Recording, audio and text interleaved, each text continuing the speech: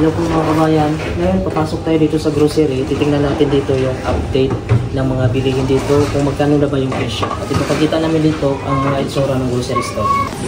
Ngayon pasok tayo dito mga kabayan, papakita ko sa inyo dito yung itsura ng grocery store at kung magkano nga ba yung mga presyo dito. Ayan, kukuha na si Mrs. ng basket.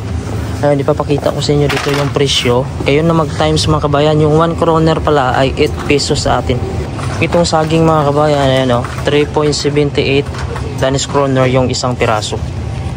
Itong luya natin mga kabayan, tilbod ito or discount, nasa 10 kroner lang siya. Pero pag hindi, nasa 20 kroner.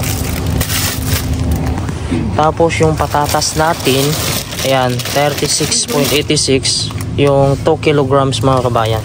So ayan, 2 kilos to.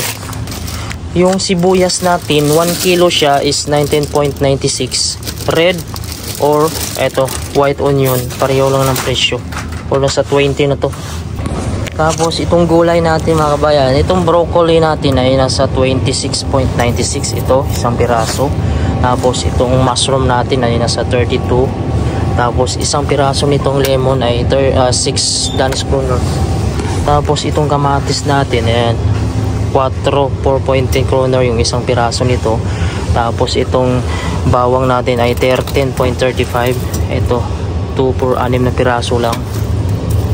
Tapos yung sili natin, ayan, 20 city ito mga kabayan. Ito yung ganito kadami.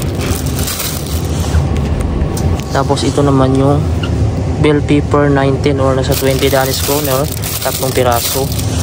Tapos may sibuyas din dito na dahon, isang piraso nito ay nasa 26. Yung itlog natin 15 piraso siya, ayan, 32.88 Danish kroner.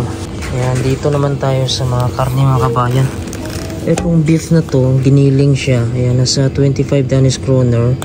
Tapos yung kilogram mga kabayan, 500 or nasa half kilo ito. Ito naman, beef na 25 Danish kroner din yan, nasa 400 grams. Hindi giniling, slice lang siya. Nasa 434 grams, ay nasa 34 Danish kroner ito. Itong gatas dito, 1 litro ito, nasa 9.99 Danish kroner or nasa 10 Danish kroner yung 1 litro. Dito naman tayo sa oil, 31.55 yung 1 litro nito mga kabayan. Yung olive oil naman, yung 1 liter niya ay 72 Danish kroner. Yung asin dito ay 11.52 yung 1 kilogram. Ito naman yung bigas natin. Yung 1 kilo, jasmine rice ito, nasa 25.21 Danish kroner. Pero mas makamura kapag bibili ka ng maramihang kilo. Itong basmati naman, ayan, 21 Danish kroner yung 1 kilo. Tapos ito naman yung asukal nila. Bali 2 kilos na ito, nasa 29.91 Danish kroner. Tapos yung kape nila dito, Nescafe, ito mga kabayan, Nescafe Gold, ay nasa 74.66 Danish kroner or nasa 200 grams lang. Tapos mayroon silang tuna dito sa lata mga kabayan, 150 grams ito, 22 Danish kroner. Ito siya, tuna na tubig yung halo niya mga kabayan. Tapos mayroon din ditong tuna na grown, 28. Ito, hindi ko alam kung anong klaseng tuna yan. Ayan, tuna din ito mga kabayan, 24 Danish kroner, nasa 170 grams to. May 150 grams din. Tapos mayroon din sila ditong sardinas na dito mga kabayan. Meron din sila dito mga kabayan, parang sardinas na din sa atin to. Ayan, mackerel fillet, nasa 29 Danish kroner. So 3 piraso to, kada 1 piraso mga kabayan 375 grams. Mayroon din sila ditong brown sugar, yung 1.2 grams ay nasa 32 Danish kroner.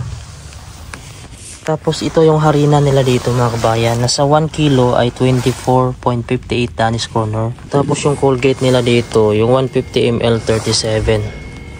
Bali yung kilo pala ng manok dito mga kabayan is nasa 34 Danish kroner. Pero ngayon ito na lang yung naiwan ay chicken breast na lang ito mga kabayan. Kaso pareho lang sila ng presyo at itong kuha na tayo 400 grams lang. Pero pag 1 kilo na manok siya, nasa 34 Danish kroner. Yung tinapay nila dito, ayan yung isang klase sa itaas, 11 Danish kroner yung 1 piraso. Dito naman 11 Danish kroner. Ayan, 11 Danish kroner, mga ganyang tinapay. Itong presyo ng mga prutas dito, yung isang piraso is 2.75 Danish kroner. Tapos yung Coca-Cola nila mga kabayan, 1.5 liters is nasa 44.99 Danish kroner. Hello po mga kabayan. Ngayon ay natapos na kaming mamili ng aking asawa.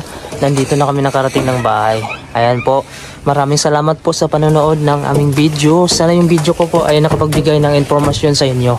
At ingat po kayo palagi at huwag kalimutan po i-subscribe yung ating YouTube channel.